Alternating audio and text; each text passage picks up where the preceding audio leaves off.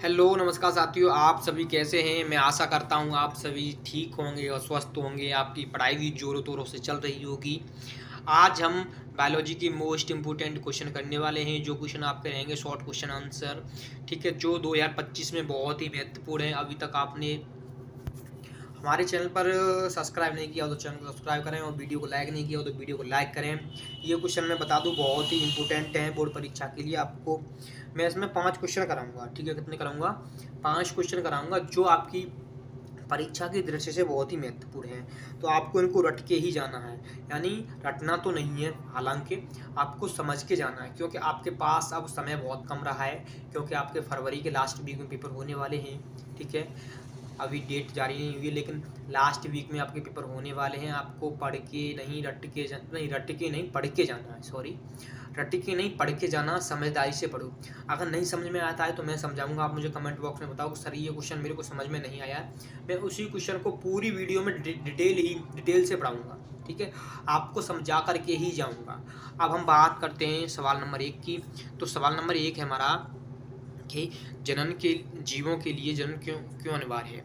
Reproduction जनन के लिए क्यों अनिवार्य है। तो देखो, पहले इस क्वेश्चन को समझो। क्वेश्चन क्या बोल रहा है? जीवों के लिए जनन क्यों अनिवार्य है। भाई, जीव पिताजी के पिताजी, आपके पिताजी के पिताजी, ठीक है, आपके पिताजी के आप बेटे होगे, आपके और कोई संतान होगी, तो इससे क्या है, निरंतरता बनी रही है। आपके पिताजी ने आपके दादाजी ने आपके पिताजी को जन्म दिया, आपके पिताजी ने आपको दिया, आपने वो किसी और को दोगे, यानी इससे क्या है, निरंतरता बनी रहेगी, यानी एक लाइन बनी रहेगी। इससे क्या है, इसे हम बोलते हैं पीढ़ी दर पीढ़ी, ठीक है, पीढ़ी दर पीढ़ी। अब आगे बात करते हैं हम। जनन जीव के अमरत्व में भी सहायक होता है। प्राकृतिक मृत्यु बेजीवता के कारण होने वाले जीवहास की आपूर्ति जनन द्वारा होती है। जनने से जीवों की संख्या बढ़ती है। जनन एक ऐसा माध्यम है जिसके लाभदायक विभिन्न एक पीढ़ी से दूसरी पीढ़ी तक स्थानांतरित होती है। बताया था मैंने अभी, एक पीढ़ी से दूसरी पीढ़ी तक स्थानांतरित होती है। अतः जनन जैव विकास में सहायक होता है। इन समस्त कारणों के आधार पर कहा जाता है कि जनन जीवों के लिए अनिवार्य है, ठीक है। अब हम बात करते हैं सवाल नंबर 2। सवाल नंबर 2 है हमारा, जनन की सबसे अच्छी विधि कौन सी है और क्यों है। देखो भाई, मैंने आपको बता दिया जनन क्यों अनिवार्य है, लेकिन अब ये पूछ रहा है जनन की सबसे अच्छी विधि क्यों है और कौन सी है, ठीक है। तो अब हम बात करते हैं सवाल नंबर 2 के उत्तर की। एक सवाल का उत्तर क्या बोल रहा है? प्राय अलैंगिक जनन यानी रिप्रोडक्शन को जनन की सबसे विधि माना गया है, श्रेष्ठ विधि माना गया है। क्या बोल रहा है कि लैंगिक जनन यानी है सेक्सुअल रिप्रोडक्शन, ठीक है। इतना आपको समझ में आ गया होगा। अब बात करते हैं इसके आगे सवाल उत्तर क्या बोल रहा है। लैंगिक जनन के दौरान गुणसूत्र की अदली बदली होती है, ठीक है। अब यहाँ से एक ऑब्जेक्टिव क्वेश्चन बन सकता है, लैंगिक जनन के दौरान किसकी अदली बदली होती है, यानी गुणसूत्रों की अदली बदली होती है, जिससे युग्मक, ठीक है, में नए लक्षण विकसित होते हैं। कैसे होते हैं? नए लक्षण विकसित होते हैं तथा नए जीव का विकास होता है जो अपने जनकों में भिन्न होता है। अतः लैंगिक जनन जैव विकास में सहायक होता है। और लैंगिक जनन द्वारा जीवों के जीवित रहने का अवसर अधिक होता है, क्योंकि आनुवंशिक विभिन्नताओं के कारण जीव अधिक क्षमतावान होता है। लैंगिक जनन से जीवों की संख्या बढ़ती है। देखो, यहाँ से ये क्वेश्चन ऑब्जेक्टिव बन गया, लैंगिक जनन से क्या होता है, इससे जीवों की संख्या बढ़ती है, ठीक है। अतः लैंगिक जनन ही जनन की सबसे अच्छी विधि है। यहाँ से पूछ सकता है कौन सी जनन की सबसे अच्छी विधि है, तो आपको क्या देना है, ऑब्जेक्टिव में होगा अलैंगिक जनन, लैंगिक जनन, या ABC दोनों, या ऑप्शन डी इनमें से कोई नहीं। तो इसका आपको बनना है अलैंगिक जनन, ठीक है। अब हम बात करते हैं सवाल नंबर 3 की। सवाल नंबर 3 बोल रहा है हमारा कि लैंगिक जनन द्वारा उत्पत्ति हुई संतान को क्लोन क्यों कहा जाता है। मैं आपको बता दूं कि ये सवाल तीसरा है, इसको आपको 2025 में देखने को मिलेगा। ये आपका वेरी वेरी इंपॉर्टेंट है कैसा है, ये आपका वेरी वेरी इम्पोर्टेंट है। ठीक है, आपको इसको रट के ही जाना है यार, इसको रट के ही जाना है, क्योंकि जहाँ क्लोन आया वो क्वेश्चन 2025 में 100% पूछा जाएगा, क्योंकि ये क्वेश्चन आपको 2025 में देखने को मिलेगा, चाहे शॉर्ट मिले, चाहे ऑब्जेक्ट मिले, ठीक है, चाहे लॉन्ग क्वेश्चन मिले। ठीक है, ठीक है ना। तो चलो इसके अब उसमें देखते हैं, क्वेश्चन का आंसर देखते हैं। तो इसका आंसर होगा आकारकी एवं अनुवांशिकी रूप से एक समान जीव क्लोन कहते हैं। आकारकी एवं अनुवांशिकी रूप से एक समान क्लोन कहते हैं। अलैंगिक जनन द्वारा उत्पन्न संतान अनुवांशिकी एवं आकारकी रूप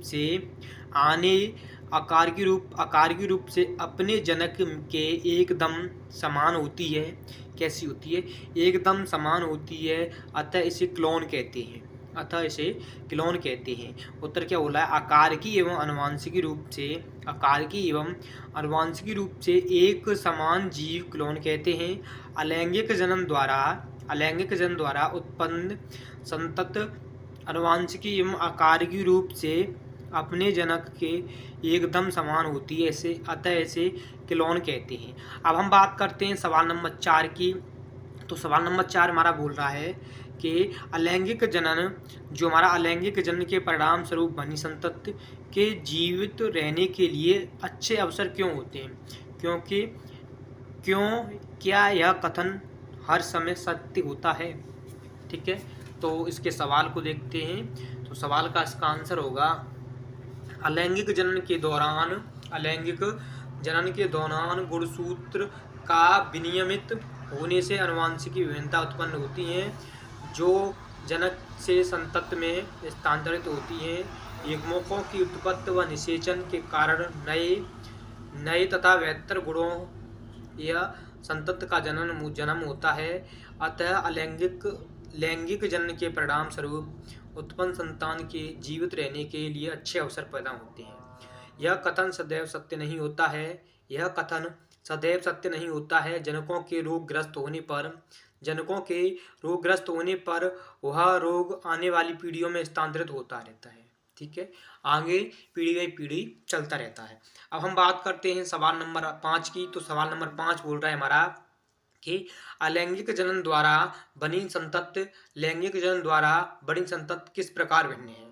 ठीक है, देखो लैंगिक जनन द्वारा बनी संतति में क्या अंतर है और अलैंगिक जनन द्वारा बनी संतति में क्या अंतर है। तो इसके उत्तर को देखते हैं। इसका उत्तर बोल रहा है अलैंगिक जनन द्वारा उत्पन्न संतान आनुवंशिक एवं संरचनात्मक रूप से जनक के समान होती हैं, अर्थात अपने जनक को क्लोन होती हैं।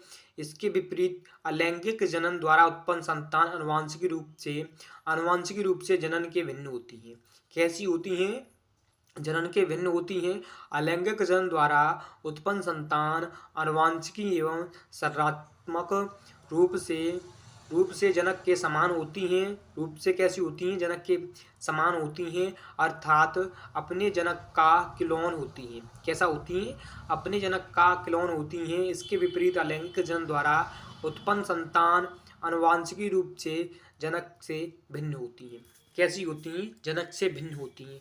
तो आपको वीडियो कैसी लगी? अगर वीडियो अच्छी लगी हो तो वीडियो को लाइक, शेयर और सब्सक्राइब जरूर करें और मुझे बता दें अगर जहाँ पर भी आपका डाउट हो आप मुझे बता दीजिएगा, मैं उसको डाउट को अगली वीडियो में क्लियर कर दूंगा। और जहाँ पर भी आपको समझ में नहीं आया हो कि मुझे इस क्वेश्चन को एक ही वीडियो में पूरा डिटेल से पढ़ना है तो आप वो भी बता दो, मैं उसको भी पूरी वीडियो में करा दूँगा। चलो समाप्त करते हैं इस वीडियो को। जय हिंद, जय भारत।